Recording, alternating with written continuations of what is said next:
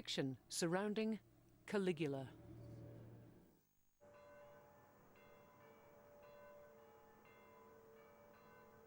It was mid-afternoon on the 22nd of January, 41 AD. In the morning, the Emperor Caligula had been to the theatre, but he had a bit of a hangover, so he decided to skip lunch and freshen up with a quick bath. That's where he was going, all on his own, down a back alleyway in the palace compound, when he was jumped by a posse of soldiers. The first blow to his neck, or some said to his chin, didn't kill him. But the next 30 or so did. One nasty rumour said that the assassins ate his flesh. Caligula was just 28 years old. He'd been in power for less than 4 years. It was an extraordinary moment in Roman history. Only Rome's third emperor, it's Caligula, who has come to stand for the corruption, horror, and excess of imperial Rome. Psychopath and depraved, he is said to have ruled by the sword, to have made his horse into a consul, and to have insisted he be worshipped as a living god.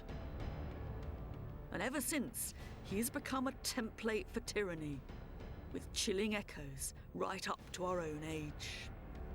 One of Caligula's favourite sayings was, "Let them hate me, so long as they fear me." But how much of his story is true? On the throne for just 4 short years, Caligula has left us little physical evidence.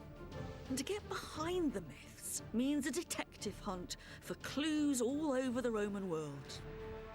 From the battlegrounds of his war hero father in Germany, to the island of Capri, where people said he was schooled in the art of imperial power, to the astonishing luxury of his life as emperor, I'll uncover a Rome full of intrigue, murder, and dynastic power, and come face to face with not just the monster, but the man.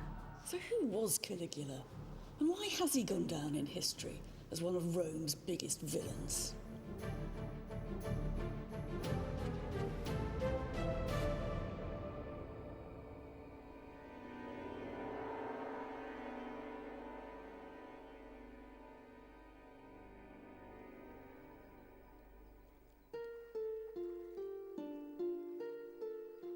The first clear sight we have of Caligula in any historical record is a long way from Rome.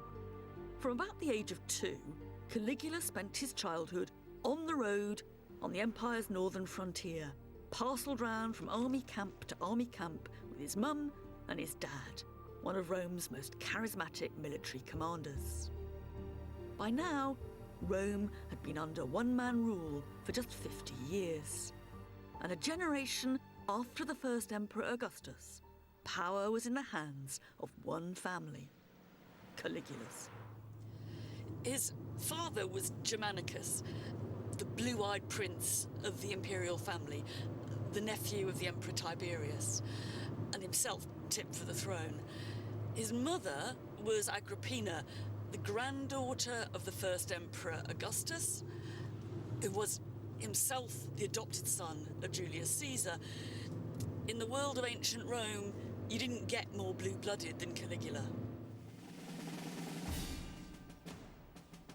He was born Gaius Caesar Germanicus, a name he inherited from his father, meaning something like thrasher of the Germans. And these were the family fields of honour, the killing fields where Caligula's ancestors cemented their reputations and political power.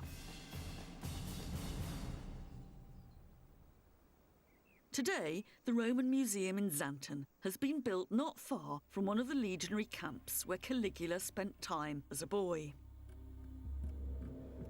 Inside, there is a remarkable collection of Roman military gear, from medals of honour with portraits of Caligula's dad Germanicus and mum Agrippina dished out to soldiers, to what was then the most technologically advanced armour and weaponry on the planet. There are cavalry helmets and daggers. The remains of frighteningly powerful crossbows and rainstorms of piercing arrows, all of which remind us that Caligula's childhood playground was not some cosy peacekeeping mission, but a vicious war zone. But perhaps the museum's most intriguing artefact is also its most humble. This is a perfectly preserved Roman caliga, a standard army-issue soldier's sandal made of tough leather with hobnails on the sole. If there's one object that's really associated with Caligula, it's the caliga. The story goes that when he was a boy and he was living on military camps with his parents, his mum had him dressed up in the uniform of an ordinary Roman soldier, right down to the caligae. He was a kind of baby squaddy, a legionary mascot. And we tend to think of the name Caligula as a rather grand imperial name. In fact, it was the little boy's nickname. It means little boots, bootykins, or the kid in the caligae. When he grew up, Caligula hated it. It must have seemed as if he was being called Emperor Didums or something. And if you'd have asked him what his name was, he would have said quite correctly his name was the Emperor Gaius. The fact that even now we still call him bootykins shows just how successful his enemies were in pouring scorn over him. He himself would have been horrified to think of us calling him Caligula.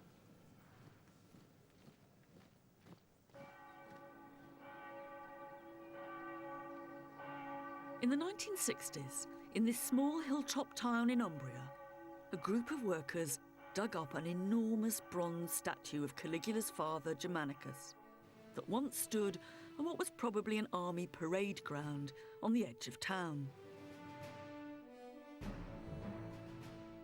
It shows him in the classic pose of an imperial leader, arm outstretched, addressing his troops.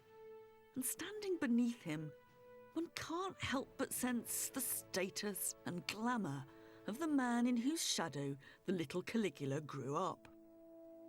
One theory is that the statue was put up by Caligula himself after becoming emperor, in memory of the event that radically changed the course of his life. For in 19 AD, when Caligula was just 7, Germanicus suddenly died on a mission to Syria, poisoned, he claimed, from his deathbed by the Roman governor Piso, even perhaps under the orders of his own uncle, the Emperor Tiberius. When the news of Germanicus' death reached Rome, there was an absolute explosion of grief. Life stopped, it said. Ordinary people wept in the street. They wrote up on the walls, "Give us back Germanicus." The only people not grieving were the emperor and his mother. They weren't seen in public, and they didn't authorise a full state funeral when the ashes of Germanicus came home to be put in the family tomb. Eventually, Piso was put on trial, but a few days in, he conveniently committed suicide, and the trial was turned into something more like a public inquiry. And this is a copy of the record of that public inquiry, the formal report, inscribed in bronze, dated the 10th of December 20 AD. Basically, the message is the only person guilty here was Piso, conveniently dead.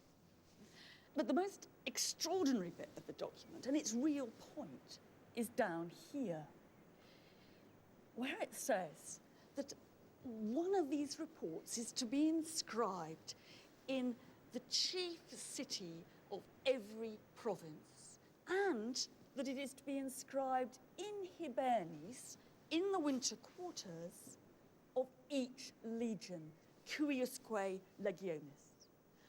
This is mass communication Roman style. It's a major attempt to get the official message across everywhere. It's hard not to think it all might not have been too little, too late. The suspicions circling around Germanicus's death would mark the start of an increasingly bitter feud between Caligula's mother Agrippina and the palace.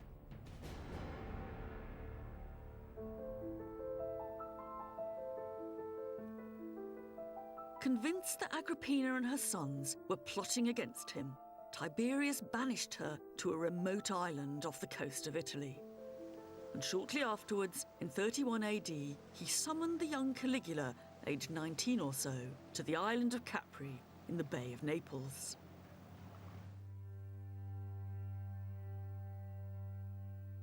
This was the seat of Tiberius's power away from Rome. It was from here that he ruled the empire by proxy, from a whole suite of imperial villas built high into the cliffs. Tucked away in a museum on the island is one small trace of Caligula's stay here.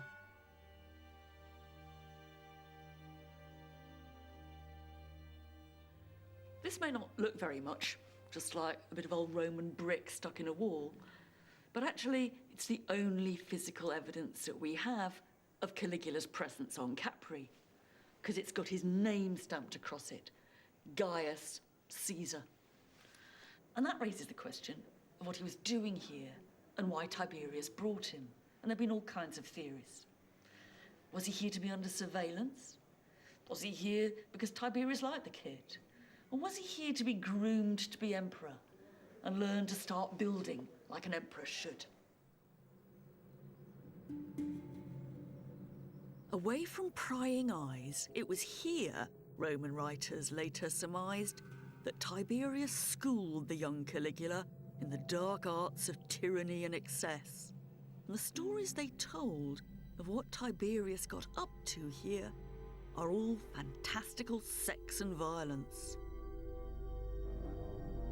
Those people he wanted to get rid of, he had chucked over the cliffs. And he'd stationed a platoon of sailors in boats at the bottom to finish them off with their oars if they weren't yet dead.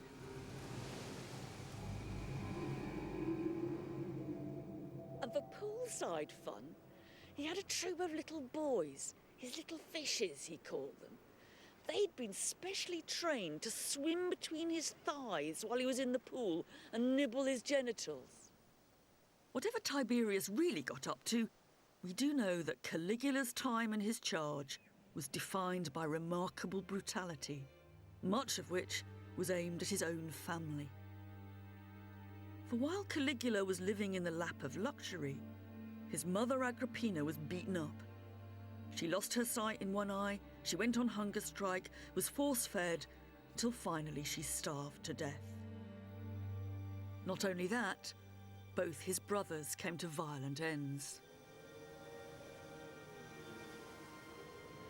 One by one, Caligula had lost his father and his mother and his two elder brothers. He and his sisters were the only ones in the family left. It's a chilling reminder that in Rome, the closer you were to power, the harder it was to survive. In the vaults of the British Museum is one macabre memento from Capri that sums up the young Caligula's life in the emperor's court. It looks like a real skull, but actually it's an extraordinarily lifelike work of art made of marble. This must have made a stunning centerpiece on the imperial dining table. Rich Romans loved the idea of eat, drink and be merry, because tomorrow you'll die. But if you put it back in the context of the imperial court, there are more sinister messages. For a start, there's the violence of the emperor himself. Anyone sitting round this, at the imperial dining table, must have been aware that their lives hung on a knife edge, that they could be flavour of the month one minute and dead the next. The best advice was never to let your feelings show. Keep poker-faced. And there's a horrible story of an imperial princess who's dining one evening with her brother. He keels over, dead, probably poisoned. What does she do? What all good imperial princesses should do. She just goes on eating. In fact, we're told that when Caligula was on Capri and his relatives were being bumped off one by one, he learnt never to show any emotion at all. Underlying all this nastiness was an issue that the Roman Empire always struggled to work out: the problem of succession. Even though Roman power had now become a family business, since the founder of the dynasty, Augustus, there was no fixed system for passing the power on. A fatal flaw that colours the whole Caligula story. Succession posed a problem for the Romans for two reasons. First, the emperor isn't a real job. It's supposed to be just a bundle of personal powers, and so you couldn't pass those on in a normal way. But the other problem is that Augustus and Livia didn't have children with each other, even though each of them had children with other people. And what that means is there isn't a clear line of succession, a son to follow a father, a grandson to follow a son. So when an emperor begins to seem a bit sick or unreliable or gets old, all sorts of groups begin to jockey for power.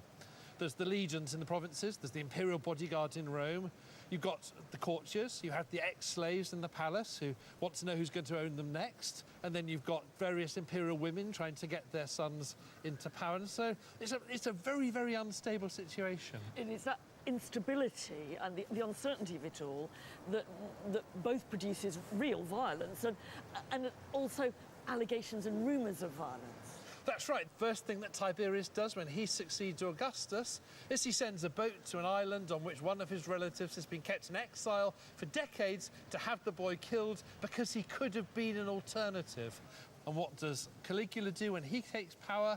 One of the first things he does is he has his cousin, a little boy named Tiberius Gemellus, murdered because he's somebody else who could have been emperor. And what's amazing is that for the first 100 years of the empire, there's not a single emperor about whose death there isn't some kind of allegation that he was bumped off, you know, that the poison mushrooms had done him in. And there is that story of Caligula, who some people said had actually smothered Tiberius, when he was, asleep, in order to take power himself. And the other story is he got the captain of the Praetorian Guard to do it for him, because emperors have people who do the smothering for them.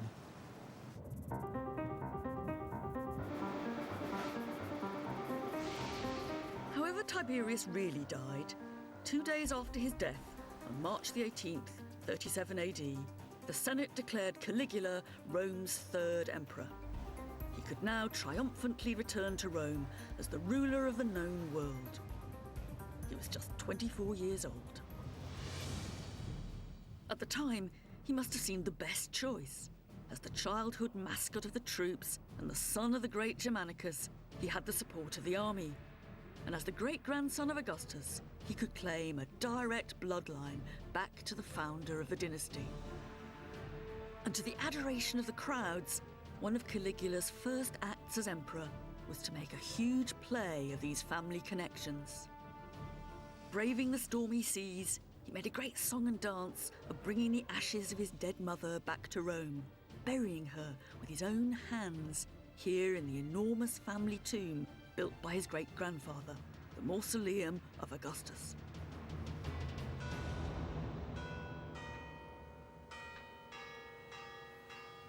At the Capitoline Museums in Rome, the whacking tombstone Caligula put up to his mother still survives, and it's so much more than just a grave marker. It starts by saying ossa. These are the bones, in fact the ashes, of Agrippina, the daughter of Marcus Agrippa, the granddaughter, Neptis, Divi Aug, of Augustus, the first emperor, who's now a god, a deus.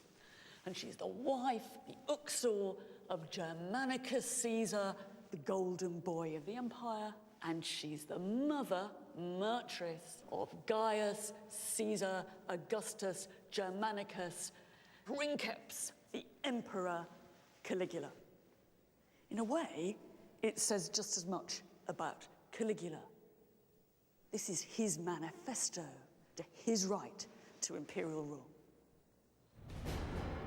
But there was another way in which Caligula could get the message across about who was now in charge. By the money he minted, stamped with his portrait, and which he showered down on the people of Rome. Caligula is supposed to have been absolutely spectacularly generous. He's said on some occasions to have gone up to the first floor of a building in the Forum and actually thrown money, thrown coins at the crowd. They would have got some good cash to take home, but more important in a way, you'd also go home with a message. Because one of the ways that emperors could get their version of events and their slogans across to the Roman people at large was to put them on the coins.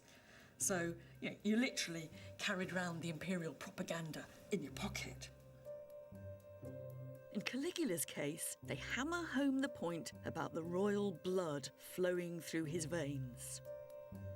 This one shows Caligula on one side, his father, the great Germanicus, on the other. Another shows a carriage parading a statue of his mother in celebrations founded in her honour. And even more important, this one shows Caligula sacrificing a bull at the temple of his great-grandfather, the god Augustus. But this one has an even more pointed message. On the one side, there's a really gorgeous portrait of Caligula and his name here, Gaius Caesar. But on the other, you can see what must be him standing on a box, his arm outstretched, and he's talking to a group of soldiers. And it says at the top, ad locute, short for ad locutio, the speech of the emperor to his troops, and underneath COH, short for cohortes, the cohorts of the Praetorian Guard. And the message of this is clear. Whatever family background you have, whatever deals you've done, nobody in Rome can become an emperor unless they've got the support of the army. And this is what many modern despots and tyrants have also discovered.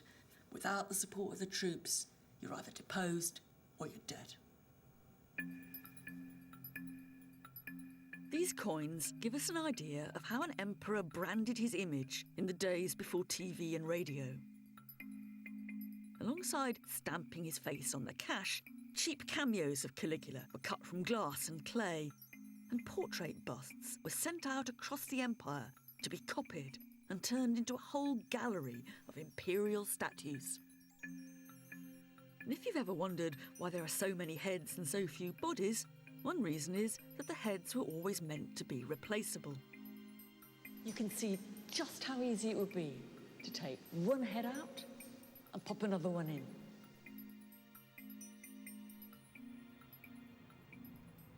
Once established on the throne, one of the ways Rome's new emperors cemented their power was to build.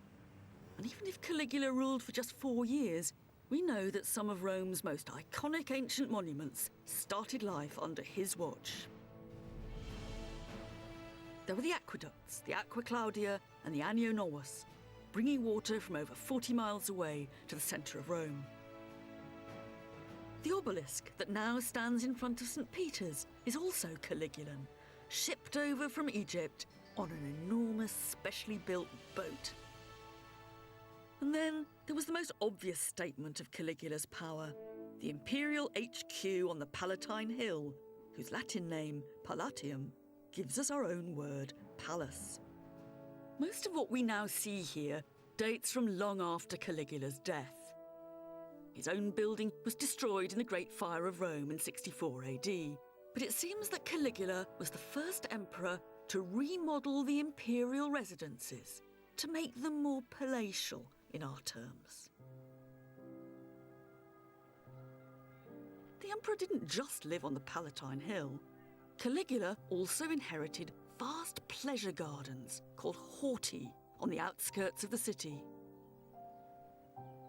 One of them, the Horti Lamiani, is still a garden of sorts in modern Rome, and it's the location of the only eyewitness account of Caligula in action that we have.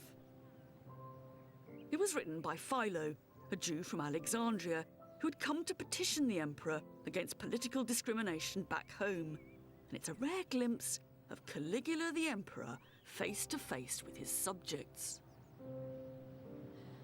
When Philo and his delegation get to their appointment, they discover that the Emperor's mind is actually on home improvements. And they traipse around after him through the gardens as he goes from pavilion to pavilion, planning his makeover. When they get his attention, they bow down to the ground. But it doesn't cut much ice with Caligula, who simply says, "So you're the god-haters who don't think I'm a god, then?" And he follows that up by asking, "And anyway, why don't you eat pork?"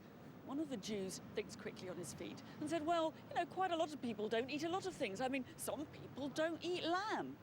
"I'm not surprised," said Caligula. "It tastes horrible." And the flunkies all laugh. It's a wonderful and horrible vignette of the day-to-day exercise of imperial power. There's no cruelty here, there's no violence, there's even a bit of banter. But all the same, it's humiliating. Caligula's message is quite clear. My fancy window glass is more important than the Jews of Alexandria. It's a revealing story, and it also tells us a lot more than we might think about imperial luxury. For one of the ways emperors dazzled you with their power, rammed it in your face, was with the very trappings of their world.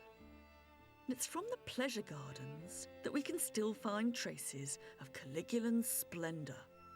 From them have come some of the most impressive and famous statues of ancient Rome, such as the Discobolos, the discus thrower, a version of an earlier Greek masterpiece.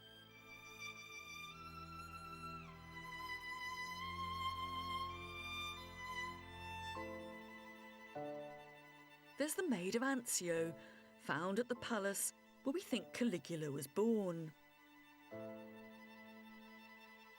And the sleeping hermaphrodite, a wonderfully urbane joke, the kind the palace just loved. On the one side, she's a luscious sleeping woman. On the other, she's definitely more of a bloke. And in the 1870s, excavators dug up an astonishing find in one of the imperial pleasure gardens that used to be Caligula's. Hundreds of precious stones, rubies, garnets, carnelians, bits of rock crystal and amber, embedded in amazing frames of filigree silver and gold. When this stuff was first discovered in the 1870s, no one could quite work out what it was. One idea was that they'd come across a throne room. But there's just so much of this stuff that I think we have to imagine precious stones literally embedded in the palace walls, twinkling in the lights at night, looking amazing, or perhaps a bit tacky during the day. We do know that Caligula was dead keen on pearls, and one contemporary witness says he actually used to like slippers with pearls sewn into them, which, if you ask me, is a far cry from those little military boots he started out with. It's a cute vision. A newly crowned emperor showing off his pearled slippers to his flunkies. But it's also another example of how the imperial family used the ostentation of their world to unsettle and disarm. This is one of the most iconic and impressive imperial paintings from ancient Rome, the so-called Garden Room, designed for Caligula's great-grandmother Livia, in whose home Caligula spent time as a boy. It's an impossibly utopian scene. The trees are all full of perfectly ripe fruit. Every flower is perfectly in bloom. And in the gloom of the flickering lamps 2,000 years ago, it'd be hard to know whether we were looking at a real garden or a painting of one. And of course, that sort of illusionism is one of the most impressive trademarks of Roman art. But it's also slightly unsettling. The blurring of the boundary between the fake and the real is one of the factors about Roman court culture that made it so scary. You never quite know whether what you're looking at is real or an imitation, pretense or reality. On the one hand, what you think is real turns out not to be. And there's a great story about going to dinner with Caligula. looking at the fantastic spread, it all looks wonderful until you spot that the food on the table is made of gold. It's very precious, but what are you supposed to do? Can you pretend to eat it? And on the other hand, what you think is fake can turn out to be deadly real. There's another story of Caligula having what looked like a practiced gladiatorial bout with an opponent with wooden swords, except that Caligula had a real weapon. So this all looks very impressive. It's all very lovely, but it reminds us that there's a more shadowy, sinister world of smoke and mirrors in the imperial court. It's a perfect example of the choreography of threat that lurked beneath everyday palace life. A threat, if we think about it from the Emperor's point of view, that worked both ways. The labyrinthine corridors of the palace were teeming with people, visiting dignitaries and spies to the collectors of the imperial rubbish. It must have been a security nightmare. How did the Emperor ever know who was who? And how did he marshal his own security? They did have a system of passwords.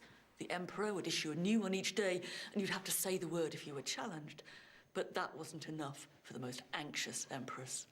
One of them is said to have had the walls of the palace lined with mirrors, so he really could see who was coming up behind him.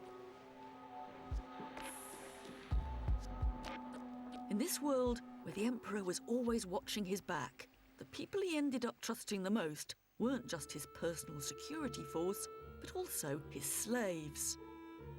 And high up, on a wall of a museum in Rome, is the record of the staff from one of Caligula's actual palaces.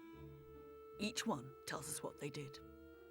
Here's one, for example, Saturninus Sphere. That's short for Spherista. Spherista means ball player, but perhaps Saturninus was a personal trainer. We've got Argaeus. He's a gubernator, the helmsman, perhaps on the imperial yacht. But perhaps my favourite of all is this chap here, Venustus Spec. Now, spec could be short for speculator, so Venustus might have been a watchman or spy, but it could also be short for specularius, in which case he was the guy who made the mirrors. It's a wonderful snapshot of the underbelly of court life. But it would be a mistake to think that they were just lowly servants. Some of them played a vital role in the palace's strategy of control and fear. Our fetus here, he's an invitator. He's the guy who controls the guest list at the palace dinner parties. Now, Roman aristocrats wouldn't have touched this kind of job with a barge pole. But these guys could have quite a lot of power. And Romans told quite a lot of sometimes wild stories about just how powerful these imperial slaves and ex-slaves were. Caligula's supposed to have had one called Protogenes, who carried around with him under each arm, with more than a bit of menace and a bit of ham acting at the same time, 2 different files, one labelled dagger, the other labelled sword, as if they contained the lists inside of who was to be put to death and how. It's not hard to see why the Emperor relied on these guys. They didn't represent a direct threat to him, they weren't going to become Emperor themselves, and after all, he owned most of them. But in the end, didn't actually do Caligula any good. Some of them are supposed to have been involved in the final plot to kill him. This is now one of the most powerful images of Caligula that we have. A man who is paranoid about his own security, and not unreasonably. As he no doubt learnt from the fate of his own family under Tiberius, conspiracies were an absolutely inevitable part of imperial life. If Caligula's always looking behind him, if he's always watchful, are there people who really are out to get him? Yes, there were people out to get him, and I think there were of 2 quite different types. Either There are people within the extended family who accept that Rome is now a dynastic autocracy, of which they are part, but want themselves, rather than Caligula, to be the autocrat. But there's also another type of potential opposition, which is people who don't think that Rome ought to be a dynastic autocracy at all, when they want to put the clock back to the republic run by the Roman aristocracy, run by the Senate. But it's really the first type. It's the family trying to replace him from one of their own number that looks like it's the most important, or we have most evidence for. Yes, his brother-in-law, Aemilius Lepidus, was executed for plotting against him, and his wife, Caligula's sister, and also Caligula's other surviving sister, were both exiled as a result. So clearly, Caligula saw this as a threat from those closest to him inside the family to his own position. So in a sense, he's quite right to be looking over his shoulder, because the people who've got the knife out are likely to be the people he's hanging out with most days of the week. Yeah, and he doesn't know how many of them there are. Ever since, historians have wanted to make this family plot one of the turning points in Caligula's reign that marked his transition from golden boy with promise to the maniacal monster we've all come to know. But the fact is that this is the period of Caligula's life, his time in power, about which we actually know the least. Were these conspiracies real conspiracies? Was this the moment that he started to lose his grip? We don't know. What we do is that this is when the stories of madness and excess that have come to define Caligula mostly start. And perhaps the most famous is that he gave his favourite horse, Incitatus, that's Speedy, his own palace, that he fed him oats mixed with gold, and that he made him a consul of Rome. The fact is that no ancient writer ever says that Caligula made his horse a consul. What they say is that he planned to, or that people said he planned to. I'd be pretty certain that what underlies all this is a bit of banter, a Caligulan joke. I mean, I can imagine him at dinner one evening with his friends among the aristocracy, and he's trying to needle them a bit. And he's saying, "Oh, you're a hopeless lot. I'd rather have my horse consul than one of you." And that then goes down in history as if it was serious. But anyway, we all do love stories about monarchs and their pampered pets. Just think of our fantasies about Queen Elizabeth and her corgis, how they have diamond collars and they eat out of silver bowls and they're served by footmen in uniform. I wonder what we'd say if we found that she nicknamed one of them Prime Minister. And it wasn't just stories of unbridled excess. Much of what else was thought wrong with Caligula came down to his sex life. It was said he turned his palace into a brothel, loved dressing up in women's clothes, and was so insatiable for sex, he wore out his male partners. For us, Caligula has become more than anything a byword for sexual excess and perversion. We can hardly hear his name without conjuring up images of drunken orgies, sex in the wrong place, with the wrong people, with little boys, married women, virgins, and most notoriously, with his own 3 sisters. If we were making a porn movie Roman style, we'd be bound to cast Caligula in the lead. And if these stories have been added to and embellished over the years, they actually first appear in sources written years after his death, mostly by the 2nd century biographer Suetonius. And they tell us just as much about the anxieties of the Roman elite as they do about Caligula.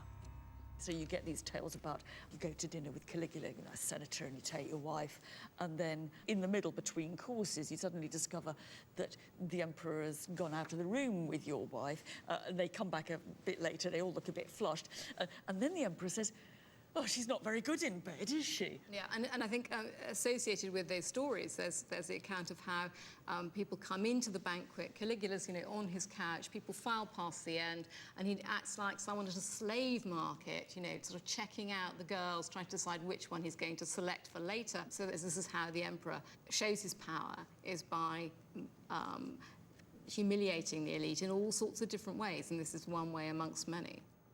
But perhaps the most damning story was Caligula's incest with his favourite sister Drusilla, with whom, as a boy, he was said to have been discovered in bed by his own grandmother.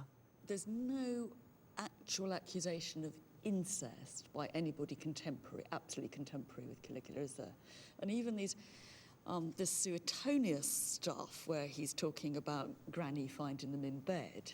I mean, it's quite interesting that even Suetonius is only saying, people used to say that. Yeah. You know, the gossip was, whereas he's quite clear that incest took place. When it gets to the detail, it's all... Kept at a distance. Yeah.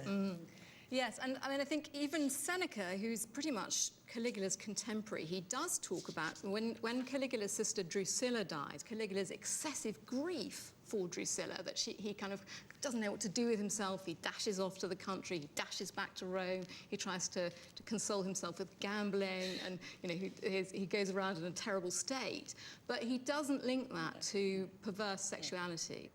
I mean, I think there's also the sort of dynastic aspect of it. I mean, the stories about incest are partly about their anxieties about the way that power's now transmitted in the Roman world, that instead of it's, you know, going from one lot of middle-aged men to another lot of middle-aged men, you know, through a proper process in the Senate, it's, you know, it's one family that's holding on to power, and the women in that family then have, you know, influence in a way they never had previously done under the Roman Republic. So really what these stories are telling us about power? I think that's right. There he is, a youngish man. He's not a great military leader or anything like that, but he's got all this power as leader of the Roman world, and his relations with the Senate are clearly very uneasy, so that they tell all these stories about his outrageous behaviour.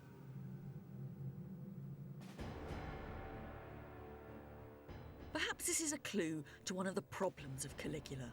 Whereas Augustus and Tiberius had come to power after prominent military careers, Boutykins was thrust on the throne at just 24. Without the military pedigree or political experience to earn the elite's respect, it's hardly surprising he might cast around for alternative, more king-like models of leadership, and that included presenting himself as both emperor and god. The boundary between Roman emperors and the gods was always a fragile one. But Caligula trampled right through it. He's said to have insisted on being worshipped as a god in his own lifetime. And to make matters worse, we're told he transformed the most symbolic space in Rome, the People's Forum, into his own stage to be worshipped. One story was that he turned the temple of Castor and Pollux into the porch of his own house, and used to go and sit there between the statues of the gods, waiting to be worshipped.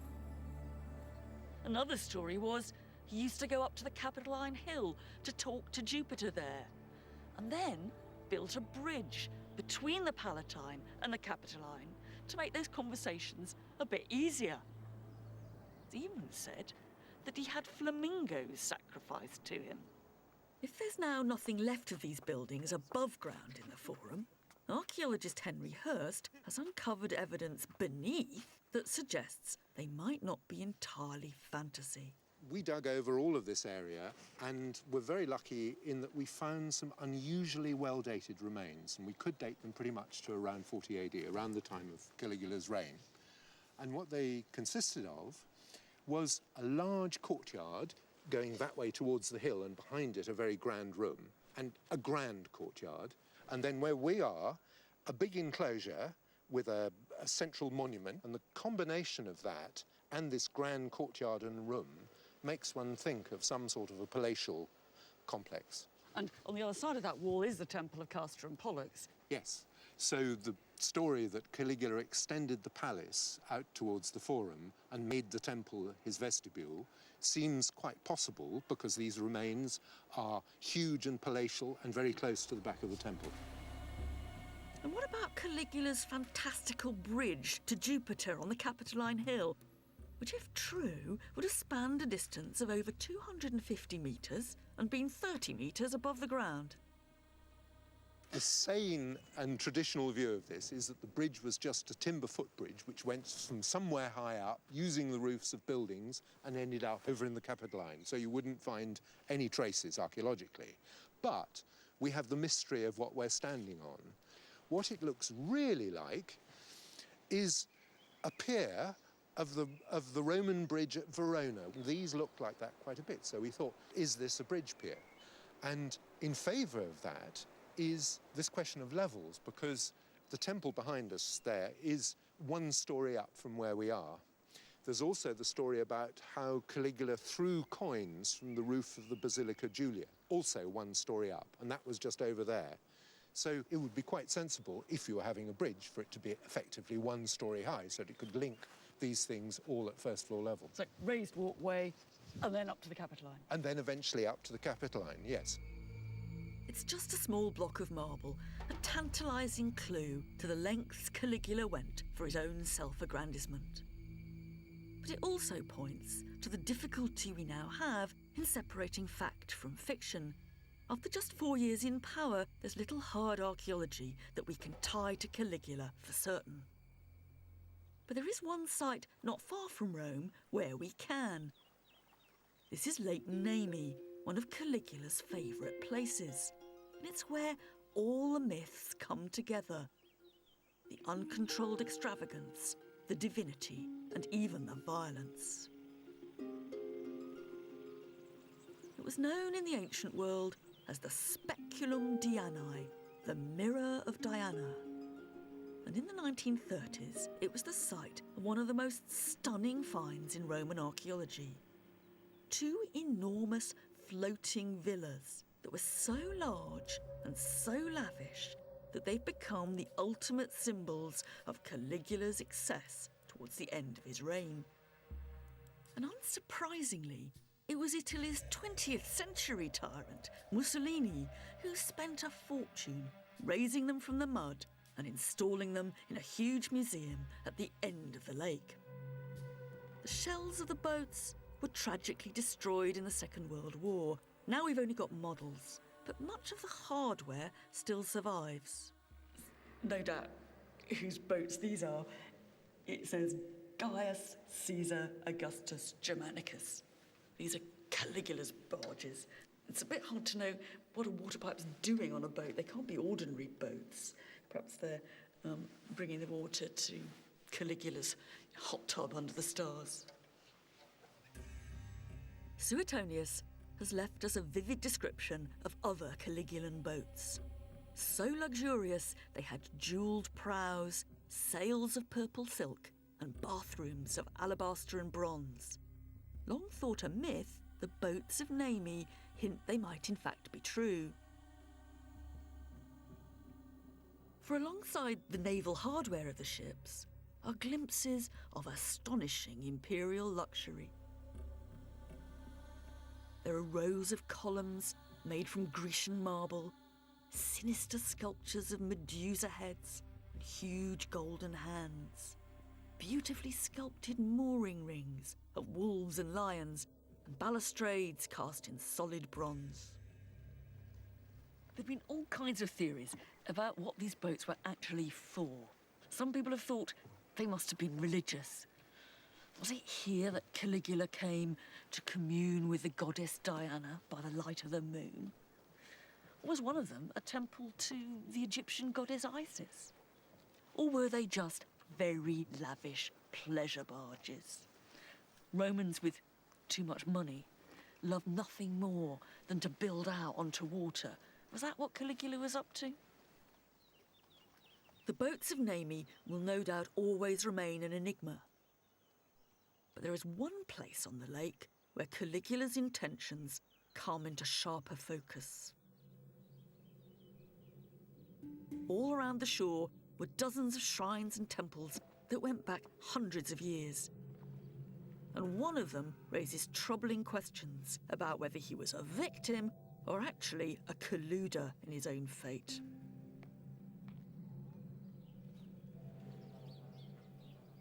This was once the sanctuary of Diana, a richly decorated temple in a grove of sacred trees. There was just one weird thing about the Sanctuary of Diana, and that was the priest in charge, the so-called King of Nemi, the Rex Nemorensis. First of all, he was a runaway slave. And secondly, in order to get the job, he had to kill the present incumbent. If you wanted to become Rex here, you came to the sanctuary, you went and found the special sacred tree, you pulled off a branch. If you managed to pull off that branch, you were allowed to challenge the current priest to a fight to the death. If you won, you became Rex yourself, but of course, you also got a death sentence because someone else would be along sooner or later to challenge you. Ancient writers tell us about seeing the priest in this sanctuary.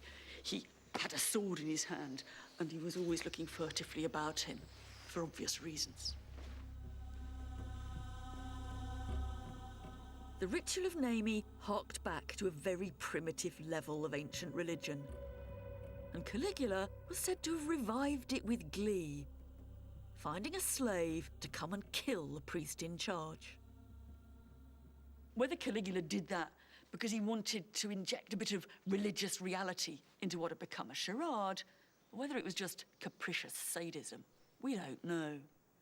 But it's hard not to think of the King of Nemi as an uncanny double of the Emperor of Rome. Both were looking behind their backs. Maybe Caligula had spotted that too.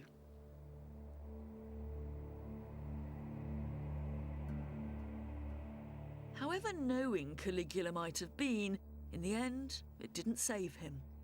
On the 22nd of January, 41 AD, he was assassinated after just 3 years, 10 months, and 8 days in power. And if the facts of Caligula's life might forever elude us, ironically, it's his death about which we know the most, thanks to a graphic account written by a Jewish historian, Flavius Josephus. Peter Wiseman is taking me to where he thinks is the exact spot where Caligula, the Emperor Gaius, was set upon by members of his own personal security force. He sees coming towards him a colonel of the Praetorian Guard called Cassius Chaerea, So he feels whom he safe. knows of old, whom he thinks is safe. Cassius Chaerea, however, is the leader of the assassination conspiracy. And Chaerea draws his sword and he brings it down as hard as he can. Gaius is staggering around, totally disoriented, and the guy who actually gave him the final blow was a man called Aquila. So he is the man who has the credit for the assassination of the Emperor Gaius, Caligula.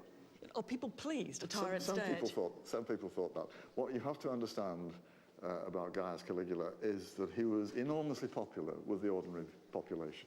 He was a Caesar. He was the son of Germanicus. He was the great-grandson of Augustus. He was the great-great-grandson of Julius Caesar. All these were popular heroes. Yeah. He was their popular hero. And they hated the idea that people, senators, senior army officers, should take it upon them to kill their man. But there's a sort of irony to this, isn't it? Because this is not an uprising of popular will. This is a takeout move by the Praetorian Guard. Yes, a small group of senior officers who are also involving senior senators. It's a question what they expected to happen afterwards. It seems that Chaerea and the others were idealistic enough to believe that in killing Gaius, they would put an end to what we call the Principate. There wouldn't be an emperor anymore. But in the end, they get this very, very brief little flowering of what looks as if it might be about to become the overthrow of autocracy entirely and the return to the Republic, a little bit of debate. And then, half an hour later, they find Caligula's uncle, Claudius, to put back on the throne. That's because the Praetorian Guard itself depended on there being an emperor. It was the ultimate betrayal and a chilling reminder that in imperial Rome, it was not the emperor, but the army who held the reins of power. But there's one final chapter in Caligula's story which adds, I think, to his terrible reputation. There's evidence that attacks on his memory began almost before his body went cold. To justify his assassination, the new regime condemned him as a tyrant. His uncompleted building projects were then taken over and inscribed with Claudius's name. Some of his coins were defaced, his initials symbolically scratched out, and in many of his official statues, the heads were either replaced or destroyed. And at the wonderful Monte Martini Museum in Rome is a strange bust of Caligula's uncle, the new and in many ways just as vicious emperor, which underscores the shifty awkwardness of the transition of power. The face looks for all the world like the Emperor Claudius. It's a bit middle-aged and frowny, just how Claudius is often shown. But he's got this strangely bouffant fringe. And if you go up above him, you can see that whole bouffant hairstyle has been roughly chiselled off. What's gone on is that a statue of Caligula has been changed into a statue of Claudius. And it looks pretty weird, except if you imagine that this head would have been on a full-length statue. And if you get low down, well, actually, he works pretty okay as Claudius from this angle. Now, it's a way of saying Caligula is obliterated and Claudius is now on the throne. A sneaking suspicion that it also says, actually, the new emperor is only the old emperor with a recut face. This hybrid head gives us a clue as to why it has always been hard to come face to face with the real Caligula. In the bloody transition of power, his real face has got lost. And to find him, you now have to look for him in other ways. In the shadow of his heroic father on the battlegrounds of Germany. In the bricks of the palace on Capri, where one by one he lost his family. Or in the eerie luxury of his boats found at the bottom of Lake Nemi. And if what this tells us is that some of the myths may be true, the paranoia, the excess, even the self-proclaimed divinity, the rest we'll never know. Were the stories of murder and madness created as much by Caligula himself to further a culture of fear? Or were they spun, just like his nickname Bootikins, to blacken his name and to justify his violent assassination? Whatever the truth, it's in the story of Caligula that all the elements of tyranny as we now recognise it come together for the first time. And perhaps that's why he's left such a powerful imprint on our world. For almost 2,000 years now, Caligula's made people reflect on power and its abuse. The man and the myth, and to be honest, you can't ever quite separate the two, have raised all kinds of questions about cruelty, excess, about adoration, about the delusions of an autocrat, and about his fearful isolation. But for me, Caligula also turns the spotlight onto ourselves, about what our own responses to tyranny should be. Maybe there's a lesson. After all, when that group of disgruntled army officers decided to rid Rome of the monster, sure, they left him in bits on the palace floor, but all they got was more of the same.